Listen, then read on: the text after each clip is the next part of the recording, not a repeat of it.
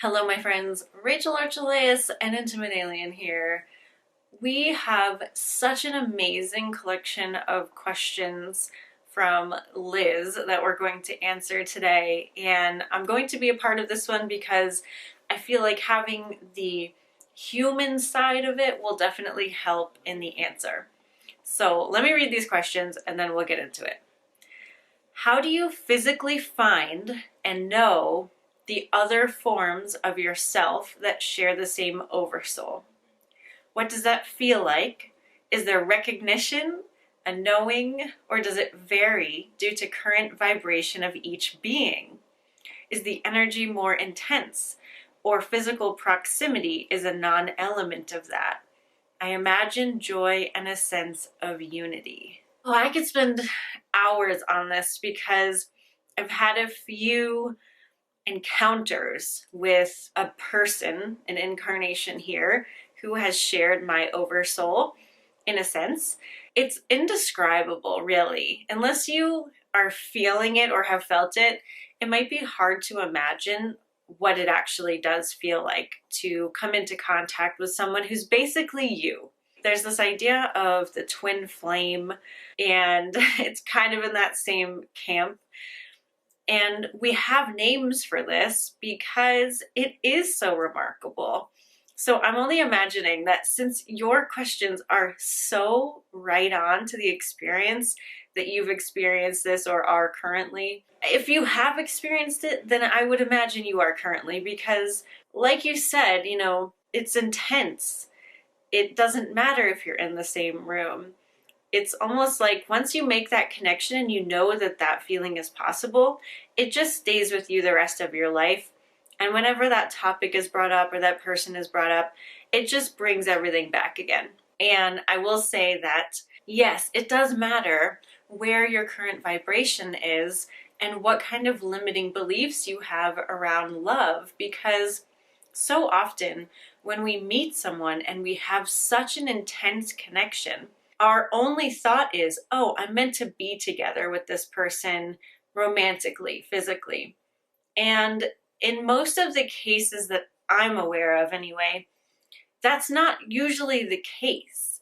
Usually you're meeting this person and you're experiencing this incredibly intense, like, fire and magic, and for me, an explosion of creativity, but the circumstances didn't line up to be romantic or physical in any way. And it took me a long time to figure that out. I just assumed, of course, like, oh my gosh, this is my soulmate, right? Like, this is who I'm meant to be with. And even though that wasn't happening and it really wasn't possible, it still felt like that. And it felt like that for a long time until I realized, like, oh, it's just a different kind of love. It's a different kind of relationship. And it's really more the fact that I'm able to feel these feelings instead of that person is the one making me feel this way. So because it's such an intense thing, oftentimes it can just get really tricky in our minds and really confusing in our lives. Now, I know a lot of people do marry that person, they end up together, but and actually I did once. I've had this experience twice in my life, and the first time I did marry them, and you know what, it didn't really turn out that great. So so it doesn't really, I mean, it was perfect in what it was. I would do it again if I had to, but it wasn't really a grown-up, wonderful, mature, amazing relationship that I had envisioned it to be. So there is no right or wrong way to do this. It doesn't necessarily mean one thing or the other.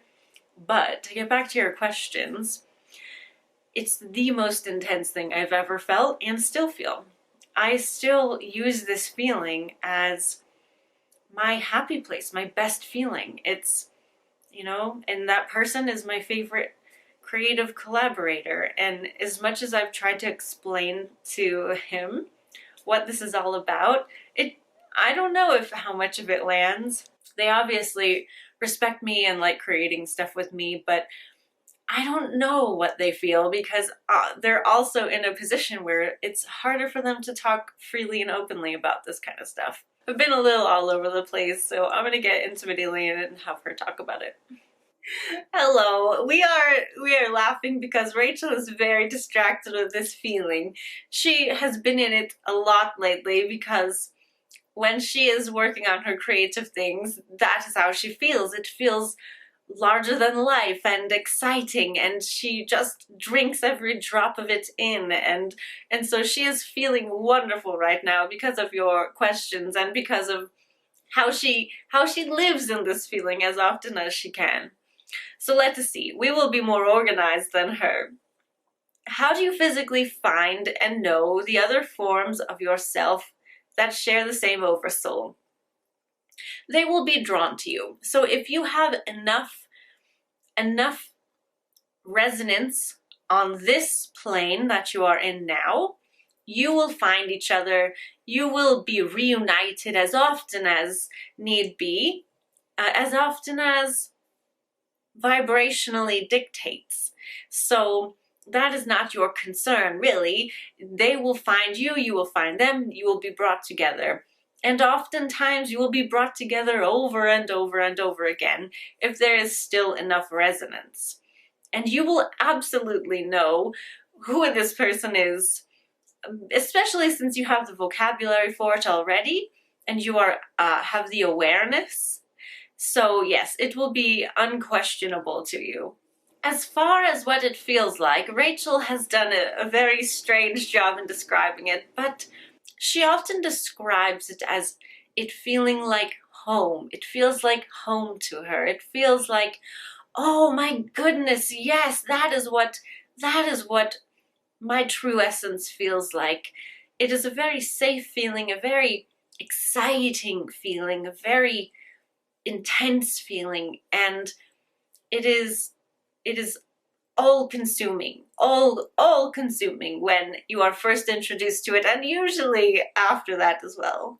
So like she said, the recognition of it does vary depending on how open to it you are. So if you are not aware that this could be possible, then it might get perceived in a different way, right? So you are used to certain kinds of relationship structures, and this is not a common one. Often it is misconstrued as something else. Oh, I am infatuated, or I am in love with in a romantic way. And it is harder to get a pure connection going in the minds of both people. Not pure as in there's anything wrong with the other ways, but just that your feelings don't need to have a story behind them. They don't need to have an outcome that you can place on it, right? So oftentimes your mind gets in the way and creates something that is not necessarily there. Physical proximity does not matter, but it can be more intense when you are in the same room. For Rachel, there have been many times when she's been in the room that it just phases out. She goes to a different dimension, or she cannot see anything. It is a very silly thing, very, very silly thing. And yes, that sense of joy and unity, you have it, you've nailed it. That is exactly it. So we are so happy for you if this is something you are experiencing, and Rachel has decided over the years just to use it as a creative burst of energy, use it as a way to connect with her unlimited self, and so therefore leaving the other person out of it, because it's really just about you. It's about you feeling yourself, and that is what is to be remembered.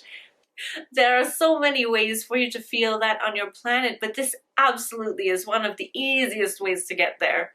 So we love you. We are so happy for you, and we will talk to you again soon. Bye for now.